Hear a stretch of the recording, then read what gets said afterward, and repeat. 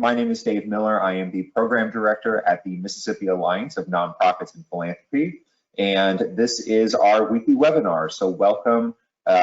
Today we're going to be talking about the Arts Commission or Arts Council and some things going on there, and we're also going to get an update from the hub in the Gulf Coast. So we have a lot of great content.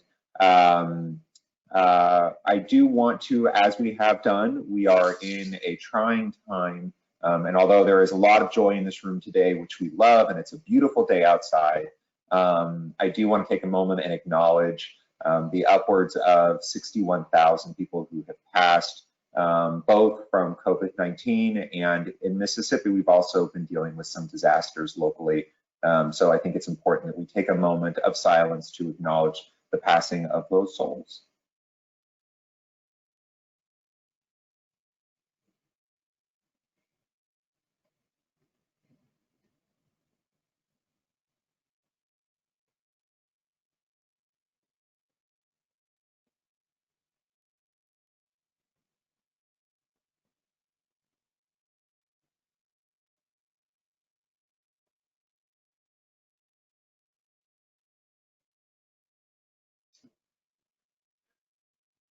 Okay, as a reminder, I'm going to put in the chat a link to NAMI, the NAMI helpline. They are a terrific resource for helping people deal with the mental strain of all of this. They're, you know, and it's sort of interesting. I think, at least for me personally, I feel more connected to a lot of people than I have in the past. I'm having way more conversations with folks, and certainly I am seeing more faces in plenty of webinars, as I'm sure many of you are, but it is, you know, there's still something missing from the human contact, and so it's hard and it's trying, and so definitely please feel free to share that resource with others in your orbit, or use it yourself. We hope that it's available for you and others. I also want to make sure to reference that we have our weekly webinar resource archive. It's in our Google Drive. Jeffrey will pop that link in the chat bar, and you can find all the previous presentations, our Alliance resource guide, our support request form, all kinds of amazing materials in there, so that if you have a topic that you are looking for more information on, you probably will be able to find some great information in the archive. Let's see here, anything else? So with that, I think I'm gonna go ahead and introduce our amazing presenters today. And as we're doing that, I'm going to turn off webcams and mute everybody, but we will have that back up later during our Q&A and chat. If you have any questions along the way, feel free to enter them into the chat so that we can make sure that we get your questions answered. So with that, it was nice seeing your webcams, but it's time to share the screen with our presenters. Let's see here. And Stuart, okay, so we have some amazing presenters here today. Larry Morrisey is the Deputy Director at the Mississippi Arts Commission. Stuart Rockoff is the Executive Director of the Mississippi Humanities Council. And Bridget Turan is the Hub Director at the Gulf Coast Volunteer Hub. So some amazing, amazing folks with us, and we look forward to hearing from them. So with that, I'm going to turn this over to Stuart.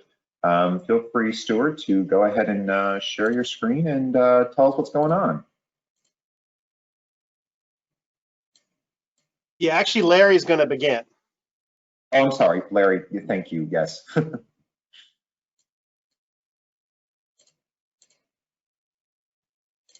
Oops, Larry. There we go. Try again. I think I just. Okay, so I'm on. Yes. Okay, great. So I'm Larry Morrisey. I'm the Deputy Director at the Mississippi Arts Commission, and along with my colleague Stuart Rockoff from Humanities, we wanted to kind of give you an overview of what the state cultural agencies are doing. Stuart prepared our slide deck here. I've got a few slides in here, but first we just wanted to give you kind of I guess a 50,000 foot view of what's going on in terms of the CARES Act and cultural agencies. Of course, there are the two national funders for my agency and the State Humanities Council is the National Endowment for the Arts and the National Endowment for Humanities, separate federal agencies that were both created at the same time in 1965. The arts and culture sector was a really strong presence in the formation during the CARES Act kind of politicking and formation a month or so ago. And so both agencies received $150 million. Well, combined, they received $150 million from Congress from the CARES Act, and they split that down the middle. And so both those agencies are running their own direct granting programs, and then so a portion of the funds they're keeping in DC and are going to distribute nationally, and another portion was distributed out to the state level agencies, including my agency and the Mississippi Humanities Council. And so today we're each going to talk about what we're doing with our allotments. Next slide, Stuart. Okay, right. So each of the two agencies received, the national agencies received the 75 million. 40%, that's put in by Congress. 40% of that has to be distributed out directly to the state level agencies, and of course. So let's go on to my first slide, Stuart. All right, for those of you who don't know my agency, the Mississippi Arts Commission, we're a state agency, we're independent. We have our own board that's appointed by the governor. Our director is Malcolm White. He's been with us since 2000. He was with us in the mid 2000s, left for tourism, is back now, has been back since 2016. We're located in downtown Jackson in the Woolfolk State Office Building across from the state capitol. The MAC has been around since 1968. We're funded by state appropriations, direct appropriations. We're funded by the National Endowment for the Arts. And then we also get funding. We do a small bit of fundraising for some special projects, and we do get some other sources. So we have multiple sources in terms of our income. Our primary work, I break out just really broadly into grants and services. Our grants reach both to organizations and individuals. So we give grants to nonprofit organizations, 501c3s, and what they call in state government or in federal government, the units of local government. So local schools, libraries, county and city governments, as well as the colleges and universities. Those grants stretch from everything from a small mini grant of $200 to $300 to present an artist, like in a local library, up to operating grant, larger operating grants that are given to arts nonprofits. So everything from, the Jesse Yancey, a mini grant to the Jesse Yancey Memorial Library in Calhoun County, up to an operating grant for Mississippi Symphony or the Mississippi Museum of Art. And then we also work with individual artists, individual professional artists. We have a fellowship program, an annual fellowship program that awards art fellowship grants to artists who demonstrate a really high capacity in terms of their artistic abilities. We have an artist mini grant program that helps them with professional development and some supply purchases. And then kind of on the services side, there's a lot of different things we do. I just put a few on this slide just to give an overview. I will say probably our most, not on the slide, but our most kind of public facing items that we have that people might know us from are the annual Governor's Awards that take place over February at the Old Capitol Museum, and our weekly radio show that's on Mississippi Public Broadcasting called the Arts Hour. It's a weekly arts interview radio show that's on 5 p.m. every Sunday on MPB. But in terms of our programmatic areas, we have arts education initiatives, which includes our Whole Schools initiative and our Poetry Out Loud initiative, which is a poetry recitation contest, national level that is available to high school students in Mississippi. We have a folk and traditional arts program where we document, present the different folk and traditional arts of Mississippi. And we also have a community development program that works with local main streets, local municipalities, in helping them develop their you know, the creative elements of their community to kind of in terms of related back to community development. Next slide. Okay, so for what people came for today, the Matt Cares grant program. So as I stated before, so we the Mississippi Arts Commission received a portion of the national amount, which the amount was $441,000 and $441,100. We have put together our Matt Cares grant program. The directive that we got from the National Endowment was they wanted the money to go out quickly, and the money is, because of restrictions around the National Endowment, the money has to be spent. We cannot give federal grant money to individual artists, and this kind of goes back to the early 90s of some controversy around the endowment and some artists and the artwork. So they have restricted federal money going to individual artists since that time. So the money is specifically focused. The endowments, you know, it's to help arts organizations in particular. So organizations who arts is their primary mission, whether that be a single discipline organization like a theater or a museum or a local community arts council. So helping them with their, support their staffing and supporting ongoing expenses. So those are the two areas that they wanted us to focus on, and they wanted us to move the money quickly and to get it out to the organizations to help with relief efforts. So we put together an expedited process rather than having an open call, which, you know, for those of you who do grants administration, takes a considerable amount of time to bring in, you know, set up a deadline, receive the applications, do panel reviews, and then push them, get approvals from board. We looked at it and decided we have a large pool of arts nonprofits who receive funding from us on an ongoing basis.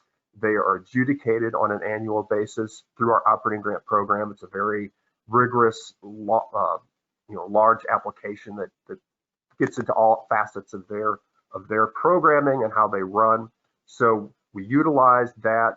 So rather than running a new grants program, we took that pool as made them our funding pool, and we're basing the awards basically off of their most recent adjudication in the operating grant program. So there's 61 organizations that have received a pre-award letter now and are currently working on applications. And we're hoping the money will roll out, I would say, within the next, probably will start hitting bank accounts next week and going, through the first half of May, and probably have the majority of the funds out by the end of May.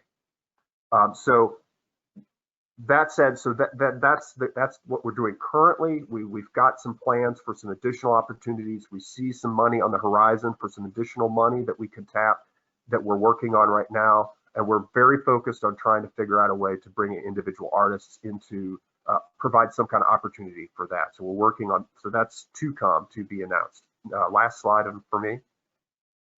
And so real quick, here's some other opportunities that I know of that we've been pushing out. Of course, the NEA, the National Endowment for the Arts, has their own direct grants program. There is a limitation on that as well. You have to be a previous grantee of the National Endowment. It has to be 2017 or more recently. So within the last 4 years, you have to have received a grant from them in order to apply. There's also right now several foundations have gotten together to put together artistrelief.org. It's a $5,000 grant for individual artists. There's about 7, 8, maybe 9 or 10 national foundations that are involved in that effort. So please pass that on to individual artists in your community. And then in terms of ongoing kind of resources that we have an emergency preparedness page that we've had for many years that we're loading COVID-19 resources on, the addresses there. And then also, as opportunities. We're like all of y'all, we're getting opportunities coming from our national regional partners on a daily basis. And the best way to, we're adding that to the web page, but we also are putting that up on our Facebook feed as soon as we get that stuff. So please follow us on Facebook for those type of updates as well. And now I'll turn it over to Stuart. Wonderful, and I'm gonna actually pop in for just a second. Thank you, Larry, for sharing that. That's wonderful information, and I'm happy to see that those dollars are getting spent out there. I want to apologize. I think Larry and Stuart, when I cut off the webcams for everybody, that included yours. So you should be able to turn on your webcam so we can see you when you're presenting. So feel free to do that now. And Stuart, I will leave it to you to pick up from where Larry left off.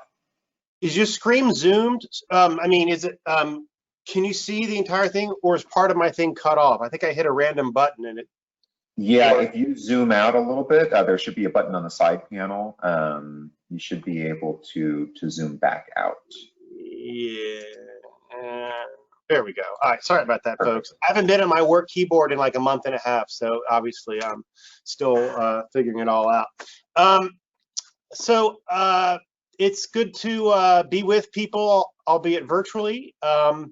I'm Stuart Rockoff, Director of the Mississippi Humanities Council, and I want to go briefly over who we are, and then I can get into the grant program that we're offering. We are an independent nonprofit organization. Unlike the Arts Commission, which is a state agency, we are independent. It means we don't get a bulk of state funding. Most of our funding comes from the National Endowment for the Humanities. We also get some foundation funding as well as individual donors. One thing Larry did not have to do is define what the arts are. People know what the arts are. Not as true for the humanities. So to help you kind of understand that, is the humanities are the study of history, literature, religion, languages, philosophy, and culture. And that's broad, but that gets to be important when we talk about who qualifies for our grants. Our mission as an organization is to create opportunities for Mississippians to learn about themselves and the larger world and enrich communities through civil conversations about our history and culture. And our usual work and our day job, we are a grant-making organization. So we give grants to nonprofit organizations to support public humanities programs. In fact, we have a regular grant deadline tomorrow, and we are accepting regular grants in addition to these emergency grants. In addition to our grants, we offer a wide range of what we call council-conducted programs. Some examples of those are Ideas on Tap, our monthly discussion series. We have a Humanities Speakers Bureau. We bring in traveling exhibits. We offer family reading programs, and we have been doing more and more prison education initiatives. If you're at all interested in any of this stuff, please visit our website, mshumanities.org. I have it later in the presentation, and you can learn more about these programs because I will not be talking about them anymore today. What I'm going to be talking about is, waiting for my next slide. Wait a minute. I don't know, Dave. It is not. Oh, there we go. Okay. Here we go. All right. So, same with the National Endowment for the Arts. The National Endowment for the Humanities got $75 million in the CARES Act. 40% of that was distributed to state councils. Every state has a humanities council. And so we received about $460,000 to distribute, and our charge was to support humanities organizations that were struggling in the COVID crisis. So we launched our grant program a couple weeks ago. And unlike the Arts Commission, we typically don't give grants for operations. So if you get a normal grant from the Humanities Council, it does not cover your payroll or your overhead. It covers the actual program that we're supporting. So we had to kind of create a new system. That's why ours is an open call. And so we are offering up to $20,000 to support cultural organizations who have lost revenue due to the crisis. And these grant funds can be used to cover operational expenses. They can be used to cover payroll. They can be used to cover rent or mortgage, utilities, basically any bill that you have to pay in the next 2 months to maintain your operations. It can be used to support it. We're trying to be very flexible on that. The application is relatively simple. I say relatively because it is still federal money and there are some reporting requirements, but you don't have to go to grants.gov. We have a simple, essentially one sheet, although as you type into it, it might grow to a second page, but it is much simpler than our usual grant application. And again, our charge from the National Endowment was to get this money out the door as quickly as we can. So we are accepting applications on a rolling basis. We are now reviewing them weekly. We had our first review last Friday. We've already announced those grants. There are, I think, 10 that we issued, and the money is being transferred today. So we are moving rather quickly. Now, we will continue this until the funds are gone. Based on what we've granted out so far and what we've received so far, my best guess is somewhere between 4 to 6 weeks, the money will be gone. So if you're an organization that wants to apply, I urge you to apply soon. Let's see if I can go to the next one. As with everything, there is, of course, some fine print. And if I can get to it, all right, so much for my cool animations. So we've had to define what is it, what are the humanities, which organizations are eligible. Our priority is humanities-focused organizations that have a demonstrated loss of earned income and have immediate financial needs. The best example I can give you is like a museum that's had to close to the public. They usually got income from admissions, perhaps gift shop sales, perhaps venue rental, and that they have lost that income. And so in the application, we ask organizations to really describe in detail what the financial impact has been, and then what are your financial needs for a 2-month period. That was the period that was defined by the CARES Act. And so what bills, what do you have to pay for the next 2 months? We decided, because our funds are somewhat limited, and based on some of our conversations with some of our partners at government agencies and at public libraries and at colleges, we decided that in terms of immediate need, that for these grants, government agencies and colleges and universities would be ineligible. A lot of those organizations are really going to feel the pinch in the next fiscal year because of the declining sort of tax revenues. That will be later in the summer and into the fall. We are hopeful, cautiously optimistic that there might be additional federal stimulus funds, and if we are able to get those, then we can open our eligibility up to those entities. But right now, we are excluding them. One of the things that we're struggling with, or not struggling, but discussing, is that since, frankly, the arts, the number of arts organizations in our state is a lot larger than the number of humanities organizations, to be a little bit flexible in terms of what we're willing to fund. So we are willing to fund other cultural organizations that may not have the humanities at the center of their mission, but they do some humanities work, but that they also have some immediate financial needs due to the crisis. A good example of this is in the first week's review, our review committee decided to fund the Mississippi Children's Museum. We have done some programs with them. It is not essentially a humanities organization, but we think it's an important cultural organization that we would like to help. Another thing is that a lot of organizations are applying for other federal CARES programs, particularly the PPP, Payroll Protection Program. If you followed the news, there's been a lot of ups and downs and chaos with that. But it is okay if organizations apply for PPP as well as apply to the Arts Commission. But the rule is you have to use these different pots of money to cover different expenses, so that if you use your grant from the Arts Commission to cover sort of utilities and a portion of salaries, then you can't get funding from us for those same expenses. And so Larry and I are working kind of together to ensure that that's the case when we get applications multiple applications from the same organization. As per federal rules on these, usually all of our grants have to be matched. In this case, there are no matching funds that are required. So that makes this grant a bit easier for that. Where to go for more information? Our website, mshumanities.org, has a link on the home page that takes you to the special page we have for these grants. You can look at our grant guidelines.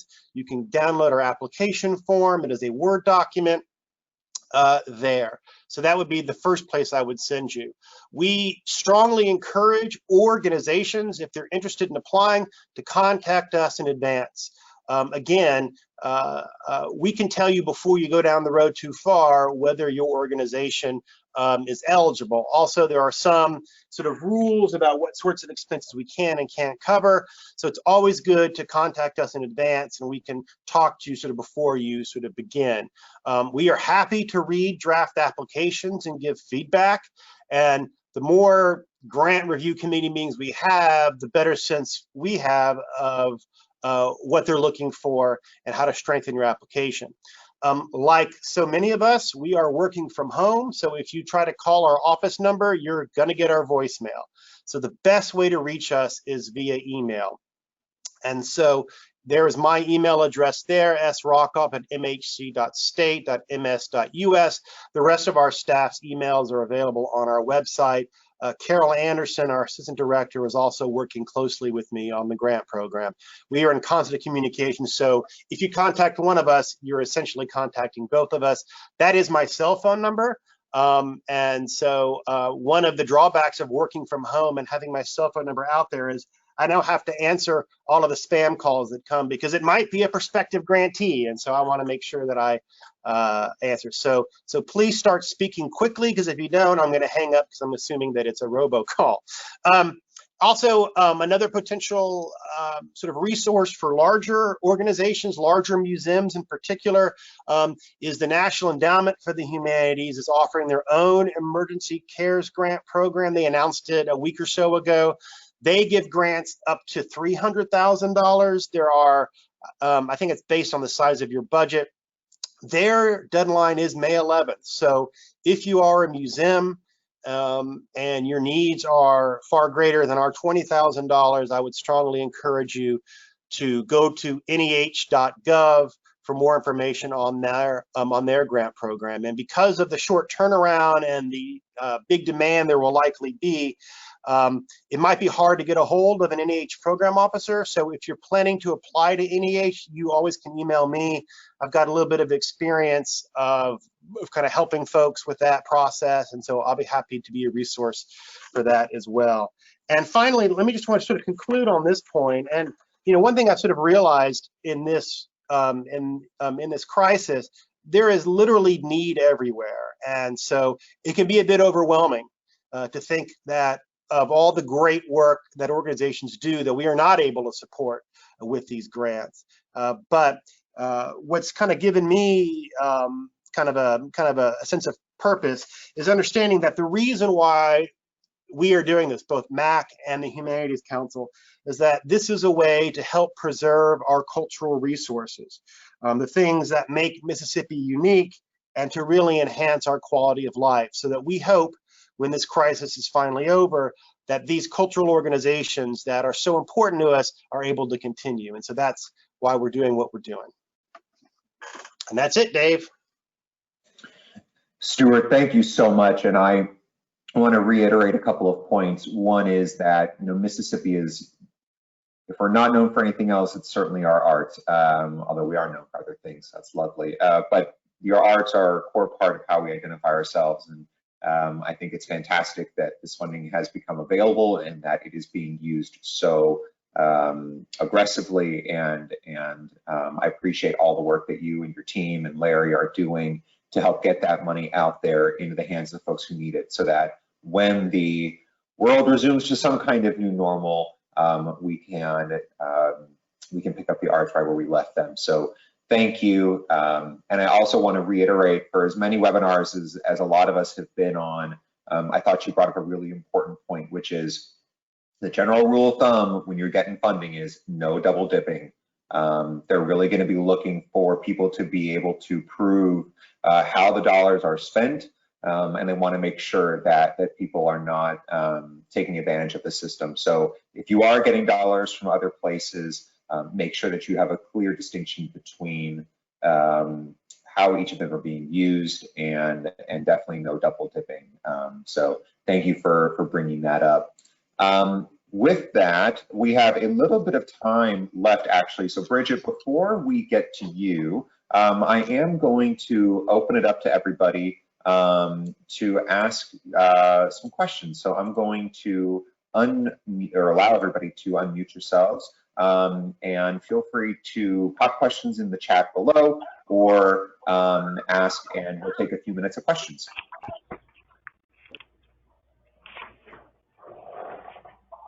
I have a question. Sure, and can you announce yourselves? I'm Rebecca Nelson. I'm the director of Volunteer Northeast Mississippi. That's the volunteer hub in the northeast part of the state. I got Stuart's email address, but I didn't catch Larry's. Could I get that one? Sure, we'll pop that in the chat for you there. Okay, thank you. And actually, Stuart and Larry, if you don't mind, Larry, if you're still available, if you'll pop on your webcam so we can, that would be fantastic.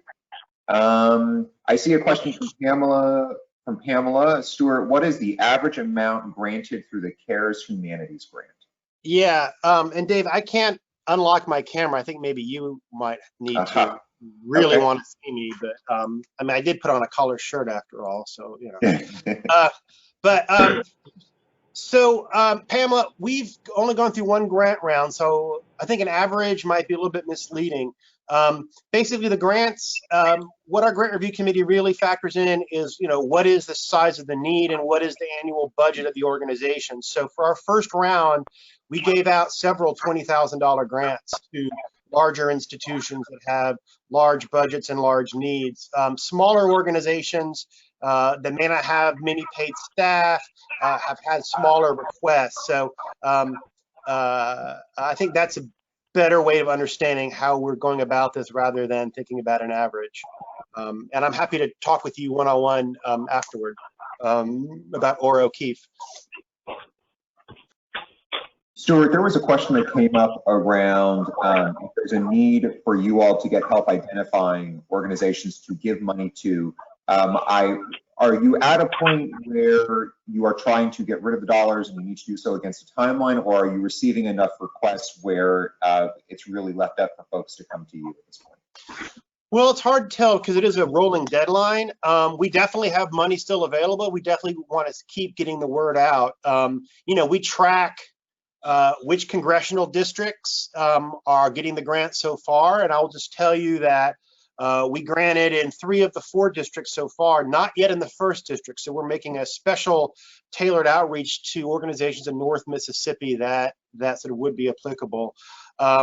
You know, I think after we'll still have a good portion of the funds left, and so we do have time to get the word out. And you know, some organizations have already gotten PPP funds and feel like they don't have a need. So you know, certainly we're seeing that as well. And do you have any recommendations or notes around sort of organizational capacity? Meaning, do certain organizations have to meet a threshold of operational competence to be able to receive these dollars? Is there a way of justifying that? Anything along those lines?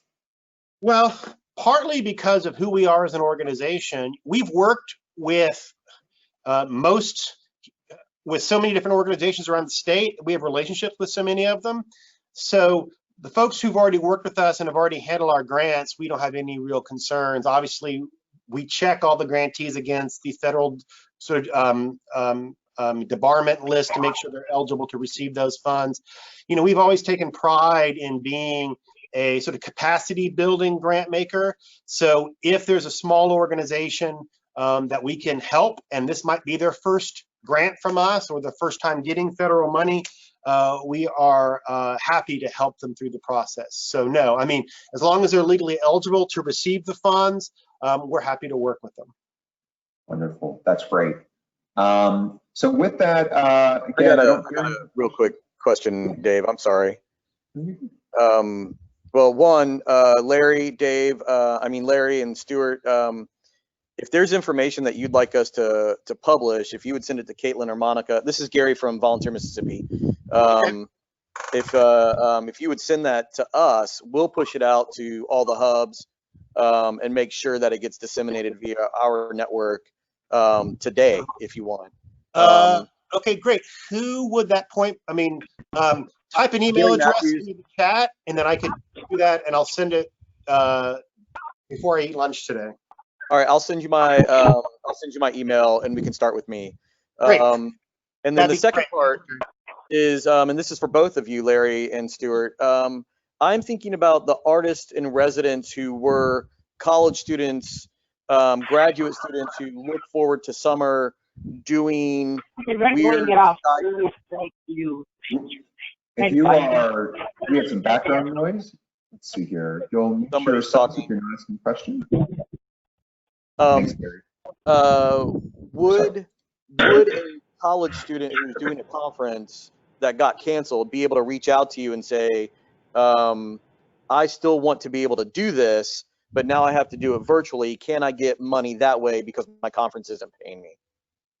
So,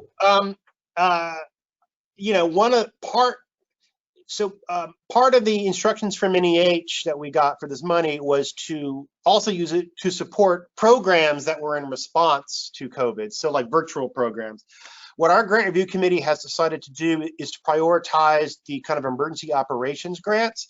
We're kind of accepting applications for those sorts of programs, but we're probably going to wait a week or two to see what sort of funds might be available, because we are prioritizing operations. So I would have those folks reach out to us, and it might be something that we could help with at a smaller level.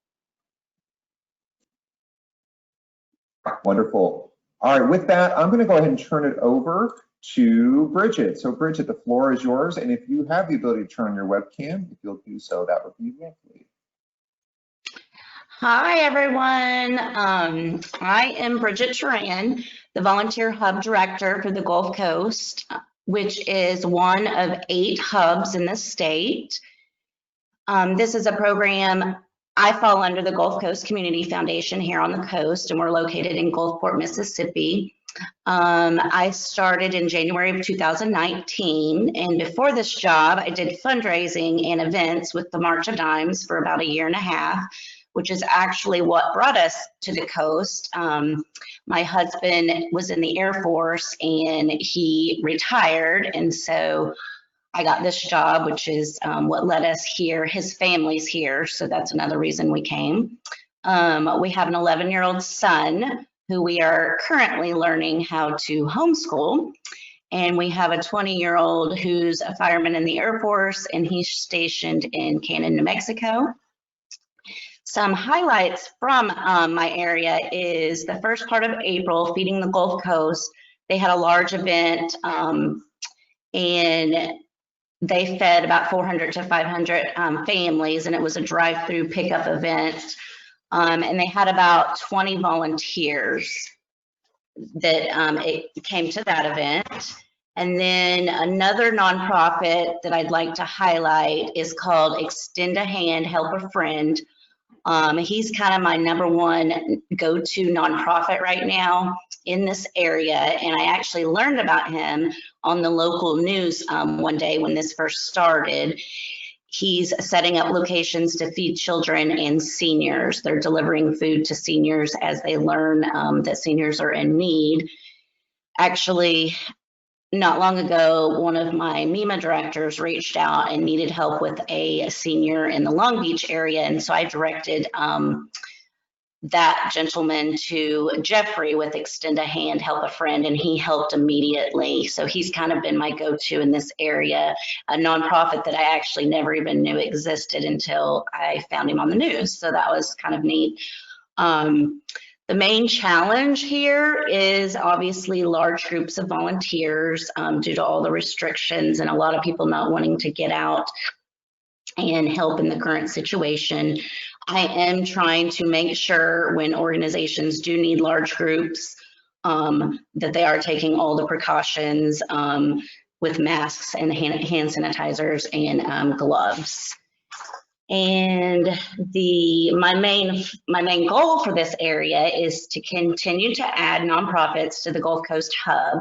And my website is gulfcoasthub.org. I want to help and promote for as many nonprofits as possible in my area. I currently have 140 signed up on the Volunteer Hub as of today. If anyone on this call is not connected with me already or working with the Gulf Coast Hub, please reach out to me. I put my information in the chat. The hubs are basically in place to be as an added resource to help nonprofits and to help place those who want to volunteer in the communities. I have a website, which is the gulfcoasthub.org. We have Facebook. And then recently, I got an intern at the start of all this who has started as an Instagram account for that younger generation who's on Instagram. And actually, the volunteer intern, his name's Jordan, and he actually learned about the Volunteer Hub because I had a volunteer opportunity posted on the Hub website. So that's proof right there that this service does work. And I tell nonprofits all the time, you might not get that many volunteers from this service, right away. We're still getting the word out on what we do. But you might get 2 volunteers and they could be 2 of your best volunteers that you've ever had. And so pretty much every nonprofit that I have signed up on the Hub enjoys it. They really like what this program is about. And I've heard nothing but positive feedback about this whole program. And so I'm super excited. I love my job. I love being in this role and helping as many nonprofits as I can. I have a pretty extensive background being a volunteer myself before actually working in the nonprofit field. So anyways, that's all. And just let me know if you have any questions. I would love to help you if you're on the Gulf Coast. My counties are Hancock, Harrison, Jackson, Pearl River, Stone, and George. For those that might be in those areas. And I just ask that anyone on this call that is on the Gulf Coast, if you work with or know any other nonprofits, please spread the word about this nonprofit hub, because that's the only way to let the community know that it's out there, is by word of mouth and the Facebook page and the website. So if you guys can just help me spread the word about the program, I appreciate it. Thank you. Wonderful, Bridget. Thank you so much. And I'm wondering if you could share, if people are looking for volunteering opportunities, can you talk a little about ways that they can protect themselves and know that organizations are being responsive at this time? So I'll work with the nonprofit and make sure, so once the Feeding the Gulf Coast event, they wanted like 40 to 50 volunteers, and I was passing on the information to the Chamber of Commerce, and they actually questioned what that agency was doing to protect the community with what's going on, since it's restricted to be 10 people or less. And so they were real responsive. They sent me a detailed email of what they were doing, that they were providing sanitizer, masks, gloves. So I do make sure and let the volunteer know that they are taking the necessary precautions when they are volunteering. I know this morning there was another event at Silver Slipper Casino here. Hancock Resource Center was putting on another food drive, and I know that they got 20 volunteers, and they had all the protective gear that they needed to protect the volunteers. And at the Feeding the Gulf Coast event, it was outdoors, and they were spaced out. The different groups were spaced out into 10 or less. And so the groups are taking the necessary precautions. Now, the extend a hand, help a friend. So if I get calls of people wanting to volunteer, he's kind of my main one that's needing volunteers here and there throughout the week.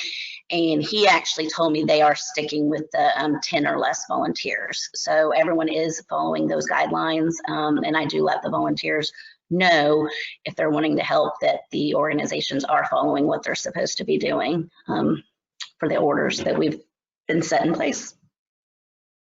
Wonderful, thank you. And I just saw that in the chat, Carla posted a link to the link to how people can properly protect themselves and advice on how to do that. And I also want to, at this time, go ahead and open up the floor to questions that people may have. And I kind of want to pose this, Bridget, to you, or I know Krista, you are on the call as well.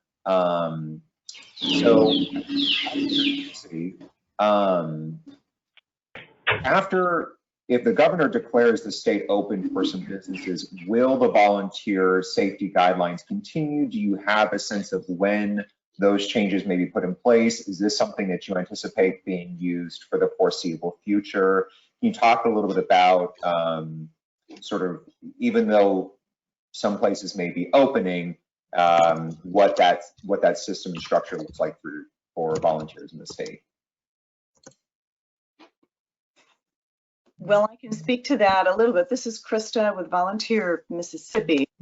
Right now, all of the hubs are doing, they have wonderful training that we get through the Alliance, and I foresee having some special training for nonprofits and for volunteers on how to stay safe while you're out there volunteering. And it's something that I think we will probably be talking with the Alliance about as well, to see if we can get some webinars out there, because I think that's going to be an important thing to provide out there to both volunteers and the nonprofits, as to how to keep everybody safe while they're volunteering. Because I know people want to get back out there and help, and there are some doing it, are staying as safe as possible. But I know that's going to be an issue. Thank you for asking, Dave.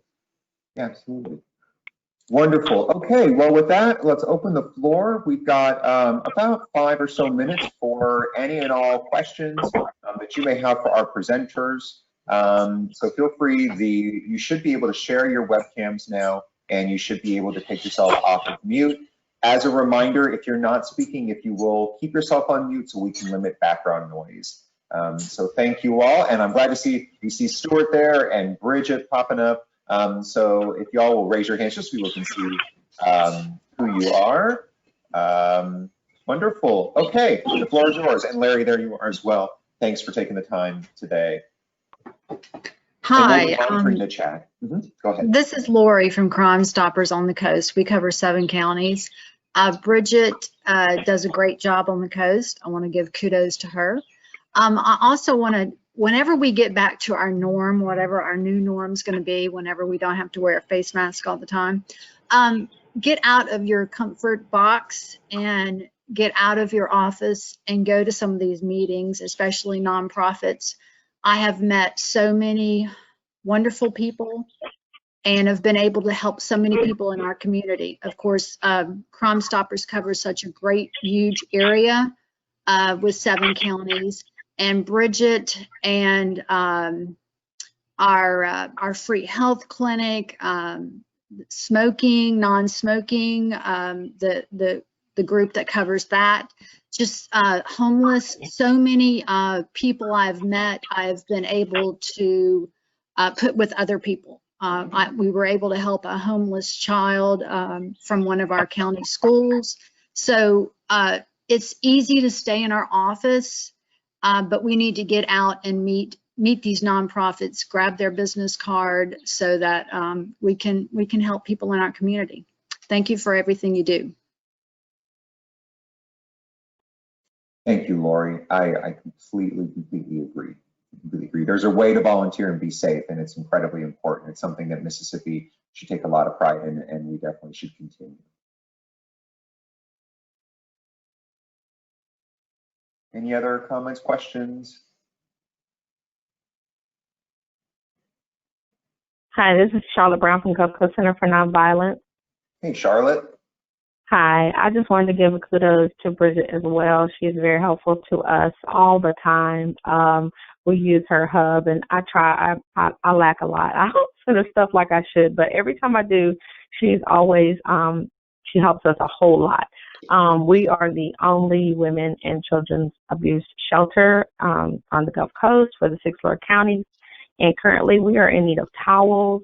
So if anybody has any towels, and I hate to say this, but we have to have new towels because we've had bed bug outbreaks. And so we have to, anything that comes into the shelter has to be new.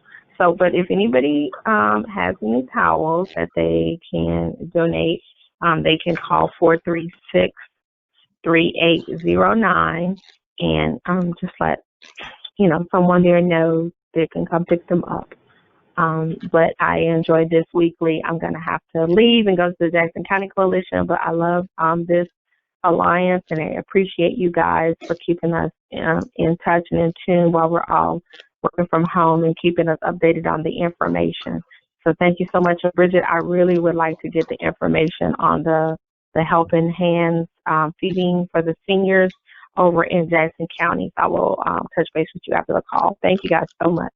Thanks, Sean. Before you go, if you will pop your contact information in the chat so people can get in contact with you, that would be wonderful. Thank you for sharing, Charlotte, and the work that you do. Thank you. Hey, Bridget. Yeah.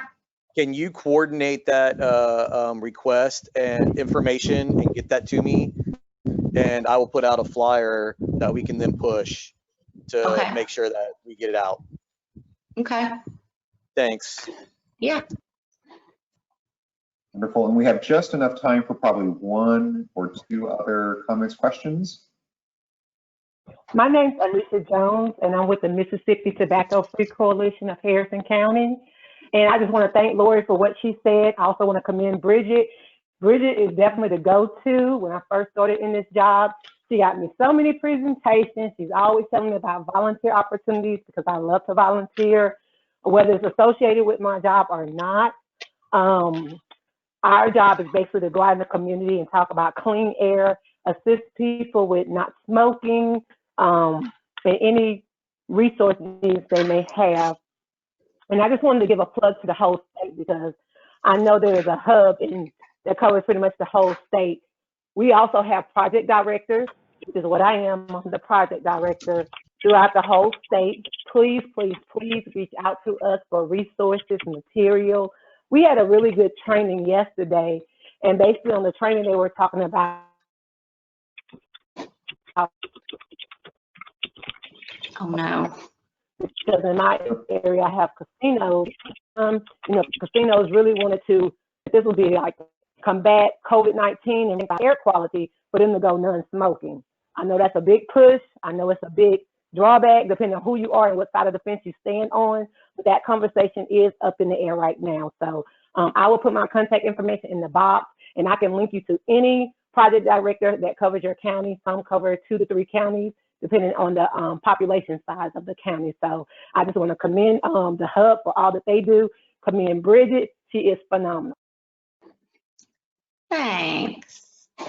Thank you very much. That's wonderful. And thank you for the work that you are doing. With that, I'm going to go ahead and start to close us out. Don't leave right away. There's lots of good information I want to share real quick. So first off, as mentioned, we have lots of great resources and information on our website. So definitely check out alliancems.org. I also want to highlight our support request form. This is a form we have had a tremendous amount of responses from organizations around the state. If you are looking for free consultation services around issues relating to COVID-19, financial, mental and health well-being, HR support, fundraising, grant writing, let us know, or fill out the form, I should say. Go to the resource archive that was put in the chat earlier by Jeffrey, and Jeffrey, if you'll repost that in there, the link. Please fill that out. It's in your weekly webinar reminder as well. Lots and lots of people have taken advantage of that, and I highly recommend it. The other thing I want to point out, and I'm going to share my screen with you, is our May training schedule. This is super exciting. We have some amazing courses available to you all. Telling your story in times of crisis, human resources in a time of crisis, fundraising with social media, managing for new realities, basic grant strategies, and social intelligence self-management. These are going to be taught by some amazing presenters and trainers. And we are introducing our new special pricing. This was for a short time during May and June, so definitely take advantage of it. If you sign up for one training, it is $25. If you sign up for 2 trainings, it's $40. And if you sign up for 3 or more trainings, they are only $15 a piece. That is a huge, huge discount. And that pricing is the same for members and non-members. So definitely please take advantage of that. We are taking registrations now. So we hope to connect with many of you later on. With that, please be safe, be well, and thank you to Larry and Stuart and Bridget for taking the time to be here today and the amazing work you're doing to keep the arts active and alive in the state and volunteerism going strong. So thank you all for taking the time, and I hope you are well and stay well.